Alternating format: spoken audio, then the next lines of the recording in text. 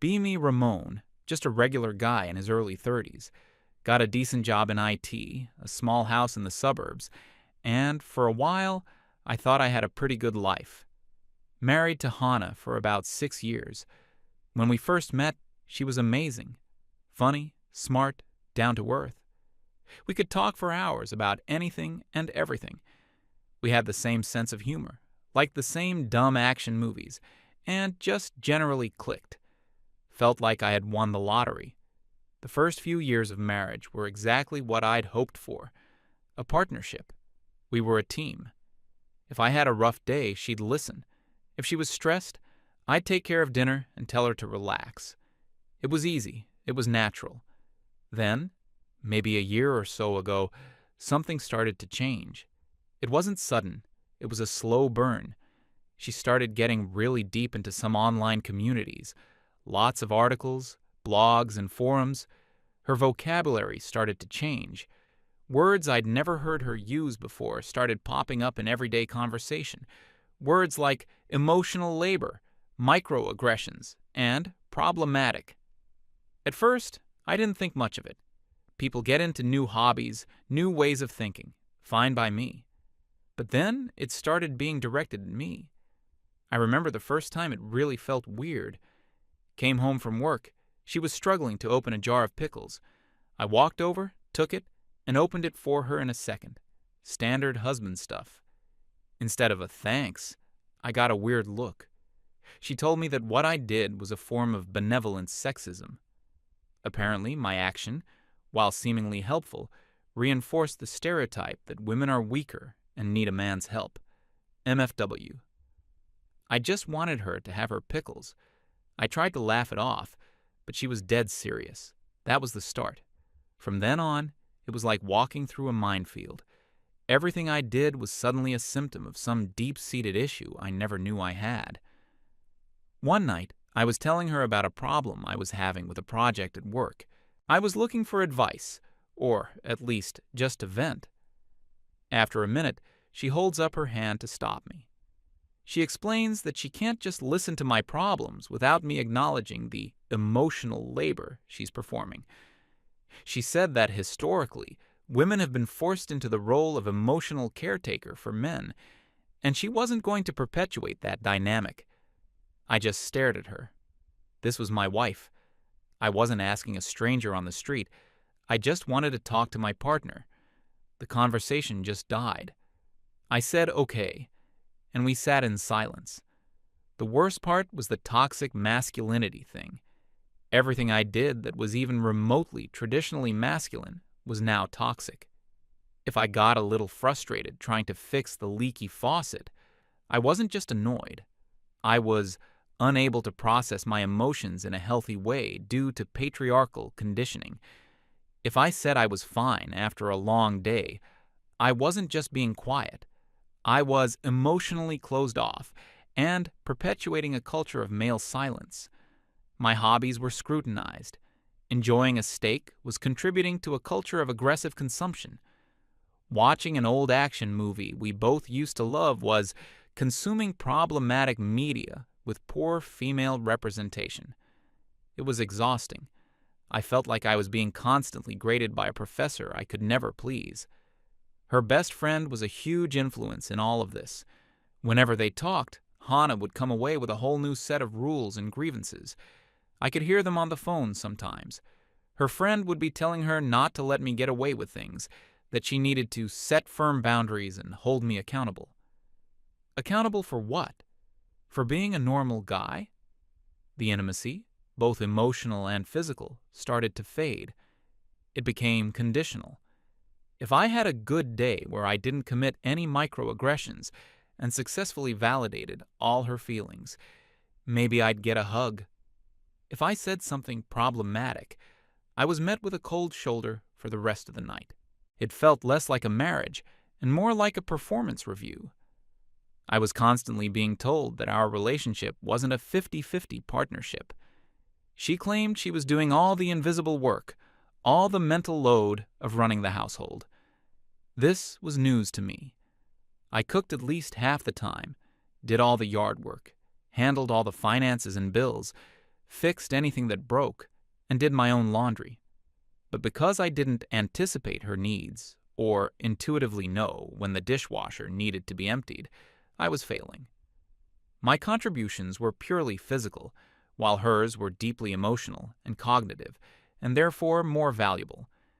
It was a game I couldn't win. I tried to talk to her about it, many times. I told her I felt like she didn't see me as a person anymore, but as a project to be fixed. I said I missed my friend, the woman I married. Every time the conversation was shut down with her new jargon, she'd say I was being defensive because my privilege was being challenged. She'd accuse me of gaslighting her by questioning her perception of reality. There was no room for my feelings in the conversation. My feelings were just symptoms of the problem. The breaking point started on a completely average evening. I'd stopped on the way home from work and picked up a pint of her favorite, expensive ice cream. Just a small gesture, a thinking of you kind of thing. I walked in, smiling, and handed it to her. She looked at the ice cream, then at me, with this tired, analytical expression. No thank you, no smile. She just sighed and said that this was a perfect example of what she'd been talking about. I had no idea what she meant. She explained that I was using a superficial gesture to avoid doing the real, difficult work in our relationship. That buying ice cream was easy, but deconstructing my ingrained toxic traits was hard, and I was clearly avoiding the latter. She said I was trying to buy her affection instead of earning it through genuine change. The ice cream sat on the counter, melting. I felt something inside me just turn off. It was like a light switch. Here I was, trying to do a nice, simple thing for my wife, and it was being treated like a strategic maneuver in a Cold War. I didn't argue. I didn't say anything. I just took the soupy ice cream and threw it in the trash. For the next couple of days, there was a strange quiet in the house. I was polite, but distant. I stopped trying. I just went to work, came home, ate dinner, and went to bed. I was done playing the game. Hannah seemed to notice the shift, but instead of seeing it as a result of her own actions, she saw it as further proof that I was the problem. I overheard her on the phone with her friend again. She was saying I'd become completely withdrawn and unresponsive. Her friend's advice was clear. She said Hannah needed to stop giving me vague requests and create a clear, unambiguous framework for improvement. A contract with measurable goals and consequences. My blood ran cold hearing that. A few days later, she approached me. She had this determined, almost excited look on her face, like she'd finally cracked the code. She asked me to sit down at the kitchen table, telling me we were going to have a formal meeting to discuss the future of our marriage. A meeting. She pulled out a folder, a professional-looking folder with a neatly printed label on the front. It read, "The Relationship Equity Project, a framework for mutual respect and labor distribution." My heart sank into my shoes. She opened it, and inside were several pages of typed text, complete with bullet points, subheadings, and even a section titled Key Performance Indicators. She slid it across the table to me with an air of finality. She told me this was the culmination of all her research and emotional labor. This was the path forward. She explained that all the affection, respect, and intimacy I expected from a marriage would now be contingent upon my adherence to the terms laid out in this document. It wasn't a punishment, she assured me. It was an opportunity for me to step up and become an equal partner. I sat there, looking at the folder, then back at her face. She looked so proud of herself, so certain. She genuinely believed this corporate-style improvement plan was the key to a happy marriage. I didn't say a word. I just opened the folder and began to read. And with every line, the switch inside me that had turned off was now being dismantled and removed entirely. The document was divided into 3 main sections: domestic labor, emotional labor, and ideological development. The domestic labor section was something else. It was a chore chart on steroids. Every single household task was listed, assigned a point value, and delegated.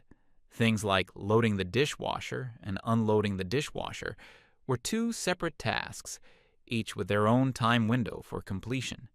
For example, dishes had to be unloaded before 8 a.m. Failure to do so would result in a deduction of partnership points. There was a schedule for cleaning the bathrooms, vacuuming, and even for changing the bed sheets. There was a clause about meal preparation, stating that I was responsible for planning and cooking dinner on Mondays, Wednesdays, and Fridays, with the menu to be submitted to her for approval by Sunday evening. It even had an appendix with a diagram showing the correct way to stack the dishwasher for maximum efficiency.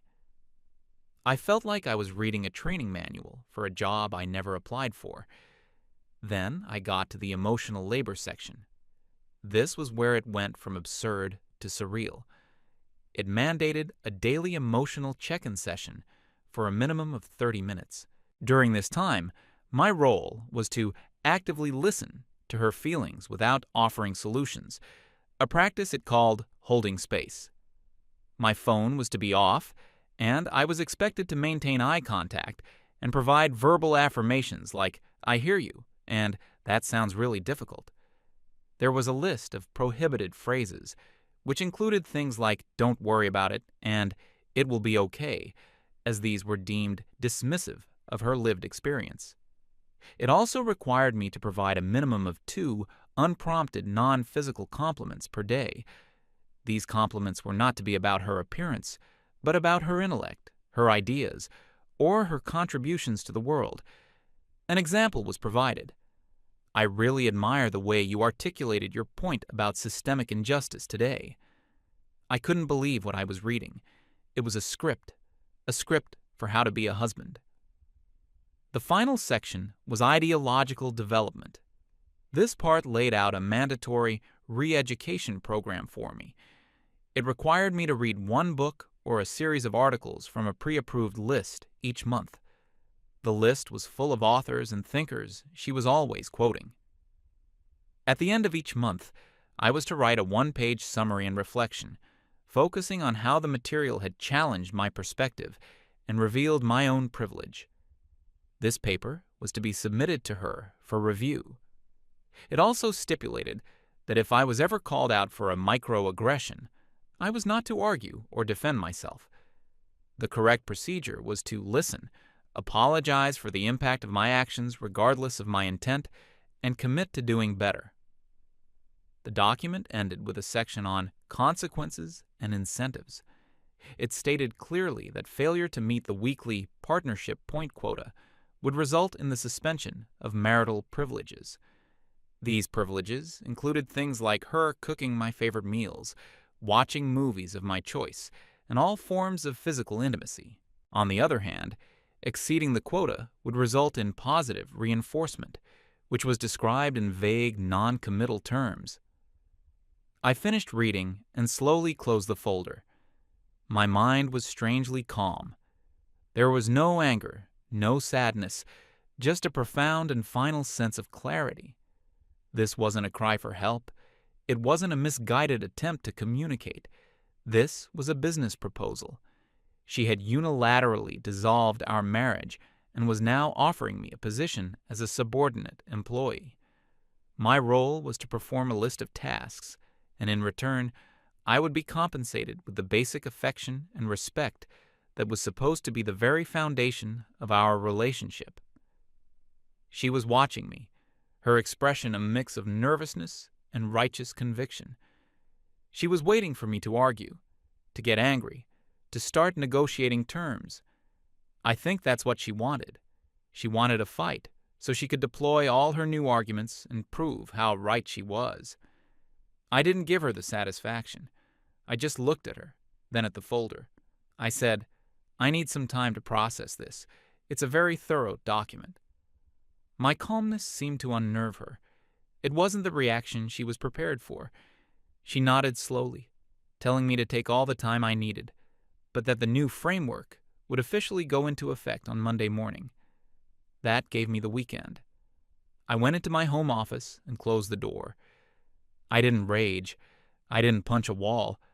I just sat at my desk and thought.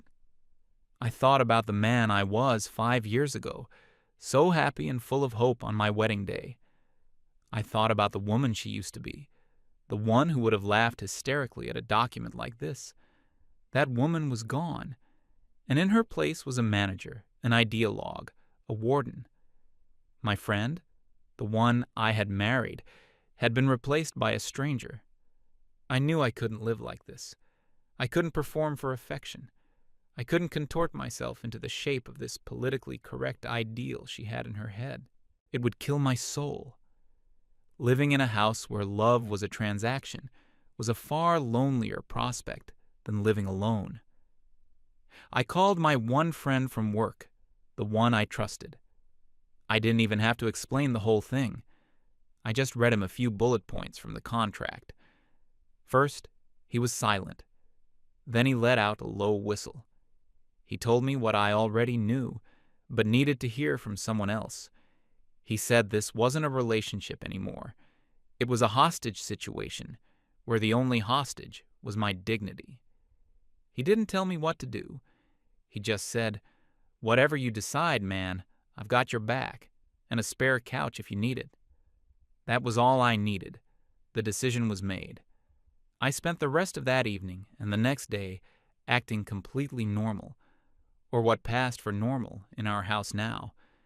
I was quiet, agreeable. Hannah took this as a sign that I was coming around, that I was accepting my new reality. I could see the relief on her face, the smugness. She thought she had won. She thought she had successfully renegotiated the terms of our relationship entirely in her favor. On Saturday, while she was on a long video call with her friend, no doubt celebrating her victory, I started to prepare. I packed a bag. Not everything, just the essentials. Clothes for a week, my work laptop, important documents. A few sentimental items that she wouldn't notice were gone right away. I moved it all into the trunk of my car. I went online and found a short-term apartment rental, one that was furnished and available immediately. I paid the deposit. I went to the bank and withdrew half of the money from our joint savings account, transferring it to my personal account. Every action was calm, methodical, deliberate. It didn't feel like I was ending my marriage. It felt like I was executing an escape plan. On Sunday evening, she was positively beaming. She made a nice dinner, which I now realized was probably a positive reinforcement incentive for my perceived compliance. She talked excitedly about Monday, about how it was the first day of our new, honest, and truly equitable life together. I just nodded and ate my food. I felt like a spy behind enemy lines, hours away from my extraction. That night, I barely slept. I just lay there, looking at the ceiling, thinking about the absolute absurdity of it all. How did we get here? How did a loving partnership devolve into a corporate performance plan? But I knew chasing those questions was pointless. The why didn't matter anymore. All that mattered was the what now. And what now was me leaving. I was choosing to opt out of the game entirely. I wasn't going to play by her rules. I wasn't going to negotiate them. I was just going to flip the board over and walk away. I felt a strange sense of peace. For the first time in a long time, I wasn't anxious or resentful. I was in control of my own life again. The power she had held over me, the power to deem me good or problematic, was about to evaporate, because I was no longer seeking her approval, and a judge with no one to judge has no power at all. I woke up before my alarm on Monday morning. The house was still dark and quiet. For a moment, I just lay there, and a wave of sadness washed over me. This was it. The end of my marriage. The end of the life I thought I was building. But the sadness was quickly replaced by a cold, hard resolve. This wasn't the life I thought I was building. This was a demolition site, and I was just getting out before the whole thing came down on top of me. I got up, showered, and got dressed for work. A suit and tie, armor. I walked into the kitchen at exactly 6:25 a.m. Hannah was already there, sitting at the table. She had a cup of coffee in one hand and a pen in the other. The folder was open in front of her, turned to the first page of the schedule. She looked up at me and gave a bright, business-like smile. It didn't reach her eyes. She looked me up and down, taking in my work clothes. A flicker of confusion crossed her face. She tapped the paper with her pen. She said, "Good morning. You're a little early. But that's great. Eagerness is a positive sign." She pointed to a bullet point. "As you know, the first item is 6:30 a.m., preparation of the morning meal. According to the approved menu in Appendix B, today is avocado toast with poached eggs." She looked at me expectantly, like a manager waiting for a subordinate to get to work. I didn't move toward the kitchen counter. I just walked over to the coffee pot, poured myself a black coffee, and leaned against the counter, facing her. I took a slow sip. The silence stretched. Her smile started to falter. She asked, "Well, the eggs won't poach themselves." I took another sip of my coffee. I set the mug down gently on the counter. I looked her straight in the eye. I said, "Hannah, I've had the weekend to review your proposal." Her brow furrowed. "Proposal?" I continued, "I've carefully considered the terms and conditions of the employment contract you've offered me." Her face went from confused to annoyed. "Don't be ridiculous, Ramon. This isn't a contract. It's a framework for—" I held up a hand, and to my surprise, she actually stopped talking. I said, "You have laid out a list of duties, a schedule of performance, and a system of compensation and penalties. It's a job description. The position you're offering is the role of husband, and the salary is the basic human decency and affection that used to be free." Her mouth opened, then closed again. She was speechless. I kept my voice calm and even. No anger, just facts. I said, "I've reviewed the terms, and I'm afraid I have to decline your offer of employment. I'm officially resigning from my position, effective immediately." The color drained from her face. She finally found her voice.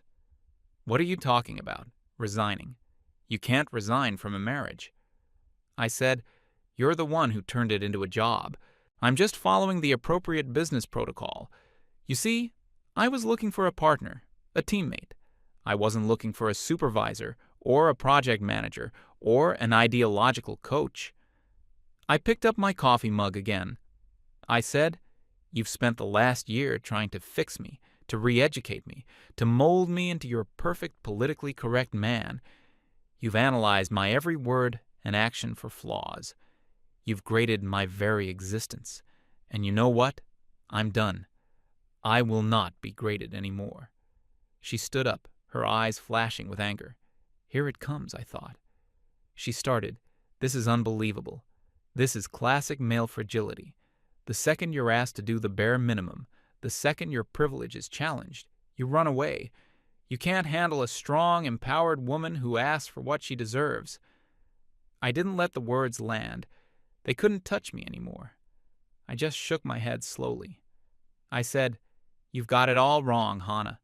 This has nothing to do with you being strong. I admire strong women. This is about you being unkind. This is about you being unfair. This," I said, gesturing to the folder on the table, "is an instrument of control. It's not about equity. It's about power. Your power over me." I took a final sip of coffee and placed the empty mug in the sink. I walked over to the hallway where my bag was waiting, hidden behind the coat rack. I picked it up. Her eyes widened as she saw the bag.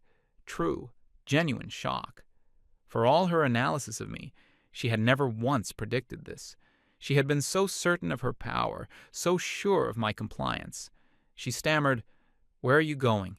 You can't just leave." I walked to the front door. I turned around, my hand on the doorknob. I looked at her, standing there in the middle of her perfectly managed kitchen, next to her perfectly constructed plan for a perfect husband who no longer existed. I said, "I'm not running away from a strong woman. I'm walking away from a toxic environment. There's a difference." She started yelling then, a string of all her favorite buzzwords: manipulative, gaslighting, weaponized incompetence. It was just noise, the desperate final broadcast of a failed regime. I didn't say goodbye. There was nothing left to say goodbye to. I just opened the door, stepped outside into the cool morning air, and closed it quietly behind me. As I walked to my car, I could still hear her yelling, but the sound was muffled by the closed door. I got in my car, started the engine, and didn't look back. The feeling of relief was so intense it was almost dizzying. It was like I had been holding my breath for a year, and I could finally exhale. The weight of constant judgment, of never being good enough, was just gone. My phone started buzzing in my pocket before I even reached the end of the street. A text from Hannah, then another, and another. When I stopped at a red light, I glanced at the screen. "You can't be serious. Come back right now. We need to talk about this. This is the most immature, manipulative thing you have ever done." I turned the phone on silent and put it in the glove box. I drove to the new apartment. It was small, generic, and smelled of fresh paint. It was also the most peaceful place I had been in a year. I dropped my bag on the floor, sat on the edge of the unfamiliar bed, and just listened to the silence. No one was here to analyze me. No one was here to grade me. It was just me. And it was okay. Over the next few hours, the digital assault continued. Dozens of texts, missed calls, voicemails. The tone shifted from angry demands to confused pleading, then back to righteous indignation. She accused me of abandoning her. She told me I was throwing away 5 years of marriage over a simple misunderstanding. She said if I would just come back and commit to the plan, we could fix everything. She still didn't get it. The plan wasn't the solution. The plan was the final symptom of the disease. Later that afternoon, a call came in from her best friend. I let it go to voicemail. The message was exactly what I expected. She didn't ask how I was. She just launched into a lecture. She told me I was a coward, that I was proving every negative stereotype about men, and that Hannah was a wonderful, brilliant woman who deserved a partner willing to do the work. She finished by saying she hoped I would educate myself and come to my senses. I deleted the voicemail. That evening, I sent Hannah a single brief email. I told her I was safe, I had moved out, and that our marriage was over. I said that any future communication about the practicalities of separating our lives should be done through email. I told her I would not be taking her calls. This established a boundary, a real one. Not a rule in a binder, but a line she could not cross. Her reply was a novel-length email detailing all the ways I had failed her, not just today, but for our entire relationship. It was a masterpiece of revisionist history, painting her as the long-suffering victim and me as the emotionally stunted villain. I didn't reply. I just forwarded it to the divorce lawyer I had already found online. The weeks that followed were a strange mix of painful and liberating. Sorting out the logistics of a divorce is never fun, but every email exchanged, every form signed, was another step away from that life. Hannah tried a few more tactics. There was the email where she tried to appeal to my sense of guilt, talking about how lonely she was and how all her friends were worried about her. There was the email where she tried to bargain, suggesting we could rework the framework together to make it more collaborative. She was still trying to get me to negotiate the terms of my own subjugation. I refused to engage on that level. My replies were always polite, brief, and focused only on the legal and financial aspects of the separation. I was a gray rock. There was nothing for her emotional hooks to latch onto. The most telling moment came when we had to meet briefly to sign some papers with a notary. It was the first time I'd seen her in person since that morning. She looked tired. She tried to talk to me before the notary arrived. She said, "I just don't understand. I did everything right. I read all the books. I followed all the advice. I created a perfect system for a healthy relationship." And that was it. That was the core of it all. She didn't see a relationship as a connection between two people. She saw it as a system to be optimized. I was just a variable that had failed to conform to her algorithm. I looked at her and felt for the first time not anger or sadness, but a profound sense of pity. I said, "People aren't systems, Hannah. Love isn't a project plan." She just shook her head, like I was speaking a language she couldn't comprehend. The divorce was finalized a few months later. It was clean and relatively quick, mostly because I didn't fight over anything. I just wanted out. She could have the house, she could have the furniture. I just wanted my freedom. And I got it. Life is different now. It's quieter. I've been on my own for a while. I've rediscovered things I used to enjoy. I can sit on my couch and watch a dumb, explosion-filled action movie from the 90s without having to listen to a lecture about its problematic portrayal of gender roles. I can cook a steak without being accused of performing aggressive masculinity. I can have a bad day and just be quiet, without being diagnosed as emotionally repressed. I heard through a mutual acquaintance that Hannah has doubled down. She tells everyone who will listen that her marriage ended because her ex-husband was too fragile to handle being in a relationship with a truly conscious and empowered feminist. She frames my departure as the ultimate proof that her theories about toxic masculinity are correct. And you know what? I'm fine with that. Let her have her narrative.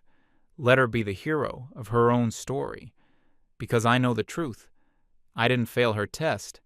I refused to take it. I'm not perfect, and I never will be. But I'm a good man. And I deserve a partner who sees me as a person, not a project. I'm not jaded. I haven't given up on the idea of finding someone. But I'm not in a rush.